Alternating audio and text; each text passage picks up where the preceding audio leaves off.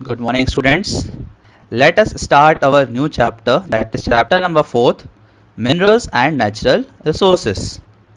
So, let us begin. So, in this chapter, we are going to see some topics, that is minerals. We will see what are minerals, minerals क्या होते हैं, कहाँ पाए जाते हैं, किस तरीके के दिखने में होते हैं metals, types of metals we will see, metallic and non-metallic. There are two types of metals, metallic metals ऐसे minerals जहाँ से जिसमें हमें metal मिलता है, और ऐसे मिनरल्स जिसमें हमें मेटल नहीं मिलता. We will see difference between them. Distribution of minerals, earth में हमारे डिफरेंट डिफरेंट कॉन्टिनेंट्स में किस तरीके के मिनरल्स मिलते हैं और कहाँ कहाँ पर मिलते हैं वो भी देखेंगे हम लोग. Next we will see power resources. ऐसे रिसोर्सेज रिसोर्सेज हम पढ़ चुके हैं क्या होते हैं. एवरीथिंग, हर एक वो चीज़ जो हमारी नीड को सेटिस्फाई करती है, it is called as resources. Power resource का मतलब आपका हुआ ऐसी चीज़ें जो हमारी पावर रिक्वायरमेंट्स को फुलफिल करती हैं. पावर रिक्वायरमेंट मतलब हमारे घर में बिजली सबसे इंपॉर्टेंट है आजकल हमारे लिए, हमारी एनर्जी. उसको बनाने के लिए जो रिसोर्सेज यूज़ होते हैं, फॉर एग्जांपल कोल, पेट्रोलियम, उनका क्या यूज़ है, किस तरीके से मिलते हैं हमें. Next we will see conventional and non conventional power resources. Power resources are of two types. First is conventional, क्या होते हैं ये. Next is non conventional. Next we will see conservation of minerals and power resources. दोनों ही minerals और power resources are very useful for us. इनके बिना हमारा काम नहीं चल सकता. So we need to conserve them. इनको अगर हम खत्म कर देंगे अर्थ से, so we will not be able to live properly on the earth. So we have to conserve them. So let us start this chapter. So first of all let us see the definition. What are minerals. Minerals होते हैं किस तरीके के हैं आपके. So the Earth's crust is made up of hard rocks, which in turn contains solid substance. Hard rocks hard होते ही इसलिए हैं क्योंकि इनके अंदर क्या होता है, solid substance होते हैं, called minerals in various proportions. Okay, so there are different rocks which are made by different minerals. जितने भी अर्थ के minerals हैं, for example अगर हम बात करें डायमंड की, डायमंड भी एक तरीके का आपका मिनरल है which is found in a rock called as coal. Coal और बहुत सारे कुछ पत्थर होते हैं आपके जिनके अंदर डायमंड आपको मिलता है. Minerals are naturally occurring inorganic solid substances and are found in Earth's crust, mostly in the form of ores.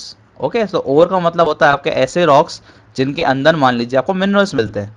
So this type of rocks are called as ore. अगर आपको मान लीजिए एक पत्थर है जिसको आपको काट काट के अंदर ऐसी चीज़ मिलती है जिससे आपको आयरन मिलता है, so उस ore को आप बोलेंगे आयरन ओर. ओके, सिंपल है चीज़. They need to be extracted and purified before being you put to various uses. ठीक है, हमें इसको पहले इस बीच वाले हिस्से को जो है निकालना पड़ता है, इसको प्यूरिफाई करना पड़ता है क्योंकि देखिए रॉक के अंदर से निकला है तो उसको सीधा यूज हम नहीं कर सकते. We need to purify them, we need to make it usable. इसको यूजेबल बनाना पड़ेगा हमें. Minerals have the following characteristics. कुछ फॉलोइंग कैरेक्टरिस्टिक्स होते हैं मिनरल्स के. First is they are exhaustible. Exhaustible मतलब जैसे मान लीजिए आपने मिनरल निकाल लिया पत्थर से, तो ये पत्थर के अंदर से मिनरल जो अर्थ पे कम हो गया, तो धीरे धीरे करके हमारे पास जैसे ओवर से लिमिटेड ओवर है हमारे पास, जैसे जैसे इसको हम निकालते चले जाएंगे एक दिन ऐसा आएगा कि सारे के सारे ओवर जो है वो खत्म हो जाएंगे. ओके, अगर ये बनते भी रहते हैं, ऐसा नहीं है कि बनते नहीं हैं, पर हम लोग क्या करते हैं निकालते ज़्यादा स्पीड से हैं और बनने में काफ़ी साल लग जाते हैं. There distribution is uneven. Uneven distribution means ऐसा नहीं है कि अर्थ पे हर जगह हर लैंड मास पे ये इक्वली डिस्ट्रीब्यूटेड है. कहीं पर ज़्यादा मिलते हैं हमें, कहीं पर कम मिलते हैं, कहीं पर मिलते ही नहीं है. They are created by natural processes. Natural processes हमारे अर्थ पे चलती रहती है, उनसे ही क्रिएट होते रहते हैं ये. They have a definite chemical composition. इनका एक डेफिनेट केमिकल कंपोजिशन होता है आयरन का, डायमंड का, इन सब चीज़ों की बात करें तो. They are mixed up with large amount of impurities. जब भी ओर के अंदर से निकलता है मेटल तो ये काफ़ी इम्प्योर होता है, इसको हमें प्रोसेस करके प्योर करना पड़ता है यूज़ करने के लिए. Types of minerals. So there are mainly two types of minerals. First is metallic, second one is non-metallic. Metallic भी आगे दो तरीके का होगा, फेरस, नॉन फेरस. ऐसा मेटल मिनरल्स जिसमें हमें आयरन मिलता है तो वो होगा फेरस मिनरल्स, और ऐसा ऐसे मिनरल्स जिसमें आयरन नहीं मिलता they will called as non ferrous. So what are metallic minerals. Minerals which contain metals in raw form are called metallic minerals. ऐसे मिनरल्स जिसमें हमें मेटल मिलता है रॉ फॉर्म में, उसको हम बोलते हैं metallic minerals. Metals are strong, ductile, good conductors of heat and electricity, opaque to visible light and reflective after polishing. तो काफ़ी हार्ड होते हैं, स्ट्रॉन्ग होते हैं. डक्टाइल मतलब इनको आप तार बनाते हैं उनसे आप. They are good conductors of heat and electricity. Light can not be pass from them. अगर आप आयरन का एक टुकड़ा लेंगे, आयरन की शीट, तो लाइट उससे पास नहीं होती है, उससे रिफ्लेक्ट होकर वापस आ जाती है. Metallic minerals are further classified into ferrous and non ferrous minerals, ठीक है, they are classified into ferrous and non ferrous. Next is non metallic minerals. देखिए फेरस नॉन फेरस कंफ्यूज मत होइएगा, ऐसे मेटालिक मिनरल्स जिसमें से आयरन मिलती है तो उसको हम बोलते हैं फेरस, क्योंकि आयरन का एक और नाम फेरस भी है। और ऐसे मेटालिक मिनरल्स जिसमें से आयरन नहीं मिलती they are called as non ferrous. Next is non metallic minerals. Metals minerals which do not contain metals, ऐसे मिनरल्स जिसमें से हमें मेटल नहीं मिलता है they are called as non metallic. They are bad conductors of heat and electricity. इनके example हैं आपके limestone, sulphate, mica, potash, coal. Coal भी एक मिनरल है but it is non metallic, कोई मेटल नहीं होता कोल। जिप्सम एक ऐसी चीज़ है जिससे आपके घर में आपने देखा होगा पीओपी होती है, प्लास्टर ऑफ पेरिस, वो जिप्सम से बनता है। Gypsum is also type of mineral. Extraction of minerals, अब मिनरल्स जो हैं इसको हम निकालते कैसे हैं, कैसे ये हमारे पास आते हैं। So generally minerals are located deep inside the earth, earth के काफ़ी अंदर, पत्थरों में अंदर पाए जाते हैं ये। But some of them can be found or near the earth surface, बस कुछ कुछ हमें अर्थ में ऊपर ही मिल जाते हैं, थोड़ा बहुत खोदने पे ऊपर ही निकल जाते हैं। कुछ होते हैं जो काफ़ी नीचे मिलते हैं। Minerals can be extracted by the following processes, इनको निकालने के लिए we use some processes. First is mining. देखिए माइनिंग का मतलब सिंपल सा है, खोदना पड़ेगा आपको अर्थ के अंदर, क्योंकि they are found inside the earth, ठीक है, तो भले ज़्यादा अंदर नहीं, थोड़ा अंदर ही मिले, but you have to dig a duck, sorry मैंने गलत बोल दिया, मतलब आपको खोदाई करनी पड़ेगी। It is called as mining. So the process of taking out minerals buried under the rocks is called mining. Okay, the process जिससे हम गड़े हुए पत्थरों को निकालते हैं, उनके अंदर के ओर्स को निकालते हैं, this called as mining. The following are the methods used for mineral extraction depending upon the depth at which mineral occur. First is open cast mining. देखिए अगर मिनरल ऊपर ही ऊपर मिल गया आपको, तो आपने क्या थोड़ा बहुत गड्ढा खोदा और आपको ऊपर मिनरल मिल गया, इस तरीके की माइनिंग को हम बोलते हैं ओपन कास्ट। नेक्स्ट होती है शाफ्ट माइनिंग, मतलब काफ़ी नीचे है तो आपको काफ़ी गहरा गड्ढा खोद के अंदर जाना पड़ेगा उस माइन के अंदर, so it is called as shaft mining. ये देखिए ओपन कास्ट, ये थोड़ा बहुत गड्ढा खोदा धमाके किए तो ऊपर वो पूरा मिनरल निकल के आ गया कोल। पर अगर मान लीजिए काफ़ी अंदर है तो इतना बड़ा धमाका आप करेंगे कुछ फ़ायदा नहीं होगा, कि अंदर जाना है आपको, सो आपने ऐसा गड्ढा खोदते हैं अंदर चलेगा। डिस्ट्रीब्यूशन ऑफ मिनरल्स, तो minerals are found in all the continents. अगर हम बात करें सबसे पहले एशिया की, तो rich iron ore are deposits in China, Russia, South East Asia, Azerbaijan and India. तो इन सब कंट्रीज में आयरन के ओर काफ़ी पाए जाते हैं। Asia produces more than half of the world tin. Tin एक आपका मेटल है एक तरीके का। वर्ल्ड का हाफ, आधे ज़्यादा टिन जो एशिया में मिलता है। China, Malaysia, Indonesia are among the leader producer of tin in the world. China is also leading producer of lead, antimony and tungsten. Tungsten आपका एक ऐसा मेटल है जो बल्ब बनता है, जिससे बल्ब में आपने देखा होगा तार लगे होते हैं बहुत, अगर देखेंगे ध्यान से, so they are made up of tungsten. Next is Europe. So the availability of minerals in Europe was a major cause of the industrial revolution. Europe में काफ़ी हद तक काफ़ी सारे मिनरल्स पाए जाते हैं, और इन्हीं मिनरल्स के साथ जो इन्होंने इंडस्ट्रियल रेवोल्यूशन स्टार्ट किया, उन्हीं उसी कोल को निकाल के इन्होंने बड़ी बड़ी अपनी फैक्ट्रीज बनाई, फैक्ट्रीज से फिर इंडस्ट्रियल रेवोल्यूशन आया। Europe is the leading producer of iron ore, iron बहुत ज़्यादा मिलती है आपके यूरोप में। Russia, Ukraine, Sweden, Germany. देखिए रशिया का नाम दोनों में, because you have to understand that 70% of the part of Russia is in Asia, और 30% रशिया का पार्ट आपका यूरोप में आता है। ओके, और इन दोनों, अगर आप रशिया का मैप देखेंगे, काफ़ी बड़ा काफ़ी वास्ट कंट्री है। ओके, यूराल माउंटेन नाम के माउंटेन रेंज आती है जो अलग अलग करती है। इसके इस तरफ वाला पार्ट जो है रशिया का वो यूरोप में आता है, इस तरफ वाला पार्ट जो है वो एशिया में आता है। ज्योग्राफी थोड़ी पढ़ ली हमने। Next is Africa. Africa is the largest producer of diamond. Diamond के लिए लार्जेस्ट प्रोड्यूसर है, but raw diamonds. Okay, diamond भी जैसे आप अगर आप ज़मीन से निकालेंगे तो उसकी कोई वैल्यू नहीं होती है। उसके बाद डायमंड को जो है पॉलिश किया जाता है, डायमंड को छोटे छोटे पीसेस में काटा जाता है, उसके बाद उसकी वैल्यू बढ़ जाती है। डायमंड, गोल्ड, कोबाल्ट, क्रोमियम, मतलब काफ़ी आप देख सकते हैं रेयर मेटल्स जो है अफ्रीका में मिलते हैं, एंड प्लेटिनम, सबकी जिनकी वैल्यू काफ़ी हाई है अफ्रीका में मिलते हैं। But then also Africa is called as poor continent, क्योंकि देखिए सिर्फ मिनरल्स मिलने से कुछ नहीं होता, उसका यूज़ करना भी आना चाहिए, जो कि अफ्रीका में नहीं हो पाता इतना। A large portion of the world's gold is produced in South Africa, Zimbabwe, and Zaire. Guinea is the largest producer of bauxite. Next is North America. So there are three regions in North America which have mineral deposits.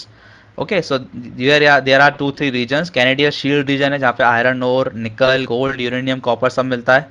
Appalachian reason जहाँ पे कोल मिलता है। Next is Mexico which is the largest producer of silver in the world. ये fact आप याद कर लीजिए, आप बुक में और फैक्ट देख सकते हैं क्योंकि हर चीज़ में इंक्लूड नहीं कर सकता पीडीएफ में, because the PDF then will be very very long. अगर मैं हर चीज़ टाइप करके यहाँ पर लिख दूंगा तो it will be going to be very large, काफ़ी बड़ी एक वीडियो बन जाएगी, काफ़ी डिफिकल्ट होगी बनाना इसके लिए। सो सिर्फ इंपॉर्टेंट चीज़ें मैं यहाँ पे नोट करता हूँ, आप और चीज़ें एक्सरसाइज में जो आती हैं विच you can C from book also. Next is South America. The largest producer of high-grade iron ore is South America. Chile and Peru are the leading producer of copper. Copper के leading producer हैं आपके Chile and Peru, जो कि south America continent पे आते हैं। Brazil and Bolivia are the among the leading producer of 10 deposits of gold, silver, zinc, chromium, manganese, bauxite, mica, platinum, ये सब चीज़ें मिलती हैं आपकी साउथ अमेरिका में। Mineral oil is also found in Venezuela. Mineral oil की अगर हम बात करें तो तेल की बात कर रहे हैं which is used in our day to day life. Chile is the main producer of nitrates. So here is a map which you can see, जहाँ जहाँ पे वर्ल्ड में आपको पॉज करके चाहे तो आराम से स्टडी कर सकते हैं इस मैप की। ये देखिए सब साइन बने हुए हैं, जहाँ जहाँ पे आपको साइन देखने को मिल रहा है वहाँ भी चीज़ें मिल जाती हैं। इंडिया की बात करें, देखो आप ये को इंडिया में अगर ध्यान से देखो तो ये आपको दिख रहा होगा gold, here is gold, here is gold. Then आपको दिख रहा होगा ये माइका, माइका का साइन है बीच में, और देख सकते हैं आप चाहें तो। और power resources, what are power resources? ऐसा resources which are use to create power. Power देखिए वही बिजली की बात कर रहे हैं हम, बिजली जो यूज होती है घरों में, जो यूज होती है मेन इंडस्ट्रीज में। So coal, petroleum and natural gas are the main sources of power. ये तीन चीजें हैं आपकी जिनसे हम लोग इलेक्ट्रिसिटी प्रोड्यूस करते हैं। Their demand has been increasing with economic development in the world. Power plays an important role in industrialisation. जितनी ज़्यादा पावर होगी एक कंट्री के पास उतनी ज़्यादा वो इंडस्ट्रीज खोल सकते हैं। अगर पावर की कमी होगी तो industries will not work, machines will not work. It is needed to operate big machines. Economic growth is closely related to the availability of power. जितनी ज़्यादा अवेबिलिटी पावर की होगी, देखिए मुझे इकोनॉमिक्स का नाम तो याद नहीं आ रहा, इकोनॉमिक्स ने बोला था कि जितनी ज़्यादा इलेक्ट्रिसिटी यूज़ होगा एक कंट्री का, इलेक्ट्रिसिटी यूसेज जितना ज़्यादा होगा उतना ज़्यादा उस कंट्री में क्या होगा, इकोनॉमिक ग्रोथ होगा। क्योंकि जितना इकोनॉमिक ग्रोथ हो रहा है मतलब जितना बिजली का खर्च हो रहा है मतलब उतनी इंडस्ट्रीज है उस कंट्री में, और जितनी इंडस्ट्रीज हैं अगर उस कंट्री में मतलब उतना क्या है, इकोनॉमिक ग्रोथ, उतनी वो कंट्री अमीर है। अगर आप बात करें यूएसए की तो यूएस का जो पावर रिसोर्सेज का खर्च है वो काफ़ी ज़्यादा है, इंडिया का थोड़ा कम है उनसे। So there are two types of power resources, first is conventional. So ऐसे power resources which are common in use and can be use for a long time.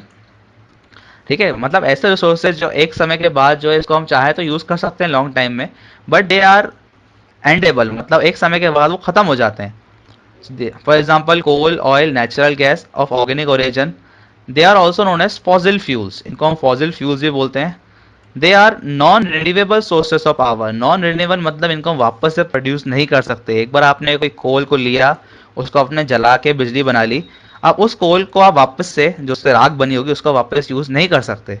So they are non renewable, can not be renewed, can not be reused. Next example is coal. So coal has been a major industrial fuel since the industrial revolution. कोल से बहुत ज़्यादा बिजली बनती है आपकी। इसका starting जो है यूरोप में हुआ था यूज़ करना कोल को। It is the most abundant fossil fuel which occurs in layer of varying this. ऐसा सबसे ज़्यादा मिलने वाला फॉसिल फ्यूल भी कोई कोल ही है। पेट्रोल और इन सबसे ज़्यादा कोल मिलता है अर्थ पे। ये आपका जो है अर्थ के अंदर लेयर्स में पाया था, सेडिमेंट्री रॉक्स के अंदर ये मिलता है आपको। The four varieties of coal. Coal are of four types. First is peat, lignite, bituminous and anthracite. Peat is the lowest quality, ignite थोड़ा अच्छा, bituminous थोड़ा अच्छा, और सबसे अच्छी क्वालिटी का कोल है आपका anthracite. इंडिया में 70% आपको मिलता है lignite. Okay. Coal is used as a domestic fuel and also in industries. Most of the thermal power plants, देखिए थर्मल पावर प्लांट्स और से जो है पावर बनता है आपका, और कोल को एज अ फ्यूल यूज किया जाता है। होता क्या है, कोल को जलाया जाता है, जलाने के बाद जो उससे धुआं निकलता है, ठीक है, उससे टरबाइंस जो है बड़ी बड़ी वो मूव करती हैं। टरबाइंस जब मूव करती है तो उनसे क्या प्रोड्यूस होती है आपकी इलेक्ट्रिसिटी। ओके, उसके बाद कुछ कंट्रीज के बारे में दिया है दैट कहाँ कहाँ पे आपको मिलता है कोल। इंडिया के पास around 1,60,000 million metric ton coal है। ठीक है, आपको देखिए कमेंट सेक्शन में मुझे बताना है अगर आप वीडियो तक देख चुके हैं कि इंडिया में सबसे ज़्यादा कोल किस स्टेट में मिलता है या किस एरिया में मिलता है, प्लीज बताइएगा। Next is petroleum. पेट्रोलियम आप जानते ही हैं, गाड़ी चलती हैं पेट्रोल से, इसमें इंडस्ट्रीज भी चलती हैं। But petroleum is found between the layers of sedimentary rocks. Sedimentary rocks के बीच में ही मिलता है ये पेट्रोल भी। It is extracted bye drilling deep borewells. Sedimentary rocks के जो एरिया होते हैं उनके अंदर काफी अंदर खोदना पड़ता है, उसके बाद अंदर से ये जो पेट्रोलियम मिलता है हमें। The distribution of petroleum is highly uneven as it is mainly located around the young fold mountains. Young fold mountains के आसपास ही मिलता है, बहुत ही रेयर जगहों में मिलता है ये। कोस्टल एरियाज में मिलता है, और जैसे कि आपके कोस्टल एरियाज हैं आपके Iran, Iraq, Saudi Arabia, Kuwait, UAE, Bahrain, कतार, ये सब जो कोस्टल एरिया कंट्रीज हैं आपकी, यहाँ पे बहुत ज़्यादा पेट्रोलियम मिलता है। USA, Russia, Venezuela, China, they are other leading producers of the petrol. India में मिलता है आपको पेट्रोल दिग्बोई आसाम में। हाई बॉम्बे, ये सबसे इंपॉर्टेंट जगह है आपकी इंडिया में जहाँ पेट्रोल मिलता है, high Bombay and Krishna Godavari delta. Next is natural gas. Natural gas LPG, CNG. So natural gas is also found with petroleum deposits. जहाँ पे पेट्रोलियम निकलता है, मान लीजिए हमने खुदाई करी, खुदाई करने के बाद रॉक्स के अंदर पेट्रोल निकलता है लिक्विड फॉर्म में और गैस निकलती है, उस गैस से को हम बोलते हैं नेचुरल गैस। उसके बाद इस नेचुरल गैस को हम लोग जो है कन्वर्ट करके एलपीजी और सीएनजी बनाते हैं। It is not easily available, इसको अवेलेबल इजीली नहीं होती है, इसको पकड़ना, इसको कैप्चर करना भी बहुत मुश्किल होता है। So very few countries have natural gas reserves of their own. बहुत ही कम कंट्रीज है इनके पास नेचुरल गैस के अच्छे रिजर्व्स हैं। इंडिया के पास तो है। The US has the world largest reserve of natural gas. तो यूएस जो है सबसे लार्जेस्ट प्रोड्यूसर भी है, सबसे लार्जेस्ट कंज्यूमर भी है, क्योंकि उनको खुद को पावर के लिए काफ़ी लगता है, हमने अभी बात की। Hydel power, hydel power means moving water, जो वाटर आपका मूव करता है, ठीक है, उनसे इलेक्ट्रिसिटी बनाना। पर हाइडल पावर प्लांट और ये सब टेक्निक्स जो है आपकी, they are also called as renewable natural resources. हमने याद कीजिए पहले पढ़ा था कन्वेक्शनल, कन्वेक्शनल और दूसरा होता है आपका नॉन कन्वेक्शनल। ठीक है, नॉन कन्वेक्शनल मतलब solar, solar energy, water energy, wind energy, इसको हम पढ़ने वाले हैं अभी आगे भी। सो हाइडल पावर प्लांट में क्या होता है, आपका वाटर जो मूव करता है, मूव करते करते जब ये एक डैम में स्टोर करते हैं इसको हम, जब ये वाटर छोड़ा जाता है डैम से, तब ये जो है एक टर्बाइंस लगी होती है जिनसे पास होते हुए जाता है। जब ये टर्बाइंस से पास होता है, टर्बाइंस मूव करती हैं, मूव करके इनसे क्या बनती है, electricity. So here you can C world electricity generation by fuels. सबसे ज़्यादा आप देख सकते हैं इलेक्ट्रिसिटी जनरेट हो रही है कोल से, अराउंड 40%। फिर सबसे बड़ा हिस्सा है आपका 23% of natural gas. Then 16% world में इलेक्ट्रिसिटी प्रोड्यूस हो रही है हाइड्रो प्लांट से। देन 15% न्यूक्लियर, न्यूक्लियर जैसे आपका यूरेनियम होता है, यूरेनियम जो बम में यूज़ किया जाता है आपका एटॉमिक बम में, उसी को अगर आप एनर्जी निकाल के अगर आप बिजली बनाते हैं तो उसमें भी यूज़ हो जाता है। Next is non conventional resources, ठीक है, which can be use again and again. ऐसे रिसोर्सेज जो बार बार यूज हम जिसको कर सकते हैं, they are renewable. We need newer energy resources, क्योंकि हमें पता है कि कोल, पेट्रोलियम ये एक ना एक दिन जाके ख़त्म हो जाएंगे हमारे पास से। सो हमें ऐसे रिसोर्सेज चाहिए जो कभी ख़त्म ना हो। Third, it is called the energy of the future. इसलिए इन्हें बोलते हैं एनर्जी ऑफ द फ्यूचर, क्योंकि फ्यूचर में यही बचने वाला है बस हमारे पास। Examples of them are solar energy. ऐसी एनर्जी सन से मिलती है हमें, sun is the source of all energy on the अर्थ।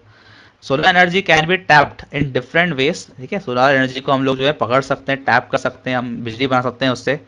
किससे बनाते हैं बिजली हम, photovoltaic cells are use to convert solar energy into electricity. ऐसे सोलर पैनल्स लगे होते हैं आपके जो सन की एनर्जी को कैप्चर करते हैं। कैप्चर करने के बाद इसमें ऐसे अप्लाइंसेस लगे होते हैं नीचे कि जो सोलर एनर्जी को कन्वर्ट करते हैं गाय में इलेक्ट्रिसिटी में। पर इसके एडवांटेजेस यही हैं आपके, जैसे solar energy can not B use on night time. अगर सन नहीं निकल रहा है उस समय पे नहीं बन सकती। मान लीजिए कहीं कहीं पर जो है आपका, मान लीजिए नॉर्थर्न कंट्रीज हैं यूरोप की, जहाँ सन बहुत ही कम निकलता है, तो वहाँ पे सोलर एनर्जी काम नहीं आती। बट अगर हम बात करें इंडिया की, जहाँ पे सन मतलब गर्मी रहती है काफ़ी ज़्यादा, तो solar energy is a very good option. Next is wind energy. Wind energy आपने देखा होगा बड़े बड़े ऐसे लगे होते हैं, ओके, वो लगी होती है, विंड मिल्स लगी होती हैं, हवा आती है इन विंड मिल्स को घुमाती है, ठीक है, घुमाने के बाद this energy is converted into electricity. Tidal हम पढ़ चुके हैं, टाइडल हाइडल लगभग एक जैसी हैं आपकी। Next is biogas. बायोगैस में क्या होता है आपका, let us C.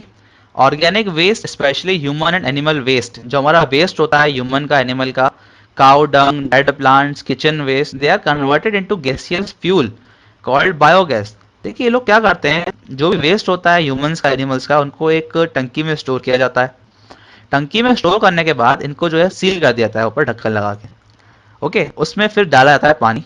They are added of water. जब वाटर इसमें ऐड होता है तब इन सब चीज़ों के अंदर होता है कार्बन। ओके, ये सब चीज़ें जो आपकी वाटर में ऐड होने के बाद डिकम्पोज होती हैं और छोड़ती हैं कार्बन। फिर ये जो एक पाइप को कनेक्ट करते हैं यहाँ से, एक पाइप को कनेक्ट किया जाता है ऊपर ऊपर से ढक्कन में लगा के। तो जब इनमें ये सब रिएक्शन होते हैं तो इनसे निकलती है कार्बन। फिर ये कार्बन को जो है हम लोग इस पाइप से ले जाते हैं, ठीक है, एक जगह पर, और ये हमारे लिए एक तरह से क्या बन जाती है, बायोगैस बन जाती है। ओके, ये हमारे घर में जो है, गांव में काफ़ी जगह लगा होता है बायोगैस प्लांट, क्योंकि वहाँ पर जो है फ्यूल काफ़ी पहुँच नहीं पाता इतनी दूर तक। So they are all using biogas. ठीक है, ये किचन विचन में यूज़ कर लेते हैं इसको, वो बनाने के लिए, खाना बना। It is ideal for villages, villages के लिए आइडियल है जहाँ पे बिजली नहीं पहुँच पाती है। ठीक है, इसको वहाँ पर गोबर गैस भी बोलते हैं। And it is a very very good fuel, क्योंकि इसमें आप देख सकते हैं कुछ नुकसान नहीं हो रहा है। वेस्ट वैसे भी किसी काम का नहीं था, काऊ का, बफेलो का, डेड प्लांट्स किसी काम के वैसे भी नहीं थे, तो इनको आपने डाल दिया, पानी डाल के छोड़ दिया, डिकम्पोज हुए ये, इन्होंने कार्बन छोड़ी, and it is biogas. Here you can C wind energy, wind mills लगे हुए हैं, विंड इनको आके उड़ाती है। इसका एक डिसएडवांटेज आपका ये है कि हर जगह विंड की स्पीड उतनी नहीं होती कि विंड मिल्स घूम सके। ओके, अगर आप इसको अपने घर के ऊपर लगा दें मान लीजिए, तो शायद इतनी विंड हर दिन नहीं आती हो। ठीक है, इनको लगाने का काफ़ी खर्चा होता है, तो ये उसी जगह लगती है जहाँ पर विंड जो है आपकी कॉन्स्टेंटली मूव करती रहती है। जियोथर्मल प्लांट्स, यू कैन सी धुआं निकल रहा है काफ़ी ज़्यादा, क्योंकि इसमें क्या जलाया जा रहा है, कोल जलाया जा रहा है। कोल जलाएंगे, टरबाइन उससे घूम रही होंगी अंदर, इससे बिजली बन रही होगी, और उसके बाद जो धुआं है इसको बाहर फेंक देते हैं। ये आप देख सकते हैं सोलार पैनल, जो कैप्चर करता है सोलर एनर्जी को, उसको फिर इसमें भेजता है कन्वर्ट करने के लिए। Conservation of power resources, so minerals और पावर रिसोर्सेज को बनने में काफ़ी हज़ार साल लगते हैं। अगर आप कोल की बात करें तो कोल के बनने की प्रोसेस आपकी जो होती है कि पहले एक डेड प्लांट एनिमल जाएगा ज़मीन के अंदर, तो it will take around 500 to 1000 years. इतने साल लग जाते हैं इस पावर रिसोर्सेज को बनने में, पेट्रोल और कोल को बनने में, और निकालने में हमें कुछ टाइम लगता नहीं इतना। We are using it like very faster way. So it will end, एक दिन ऐसा आएगा कि ख़त्म हो जाएंगे हमारे पास। ओके, और देखिए सोलर एनर्जी और इन सब का जो है हमारे पास फ़ायदा ज़रूर है, पर इनको अभी इनको यूज़ करना हमें नहीं आता इतने अच्छे से। So we have to conserve जो हमारे पास अभी चीज़ें हैं कोल और पेट्रोल के नाम पर, उन्हें हमें कंजर्व करना चाहिए। So there are different different steps by which you can conserve them. Okay, using more alternative energy resources. थोड़ा हम लोग जो है कोल को ख़त्म नहीं कर सकते यूज़ करना, पर थोड़ा कम करें यूज़ करना, उसकी जगह हम सोलर एनर्जी ज़्यादा यूज़ करें, ऐसा हम लोग कुछ कर सकते हैं। Reducing the waste during mining, जो वेस्ट निकलता है माइनिंग के टाइम पे उसको यूटिलाइज करें। बिजली बचाने के लिए भी आपको मालूम है कितने तरीके होते हैं, जब आप उठें अपने घर से तो स्विच ऑफ करें लाइट्स को, फैंस को, which are not in use. और आप पढ़ सकते हैं जो जो भी लिखे हैं। So in the last, thank you. ठीक है, आप चाहें तो अपने हिसाब से, और there are so many ways of saving electricity, saving coal, saving fuel, which you can write in the answers. So in the last, thank you for watching. अगर आपको कोई डाउट्स हैं इस वीडियो के रिगार्ड्स और कुछ आपको पूछना है तो please ask me in the comments box. कुछ भी कमेंट्स नहीं आते हैं मेरे पास। There are 60-70 students in my class only, and only 20 to 30 are students who are watching every video. उसके अलावा कोई नहीं दिखता। आपके अलावा मैं देख रहा हूँ बाहर के स्कूल्स के बच्चे मुझे कमेंट कर करके पूछ रहे हैं, सर ये बताइए वो बताइए। सो थोड़ा आप ही लोग इंकरेज करें। So in the last, thank you.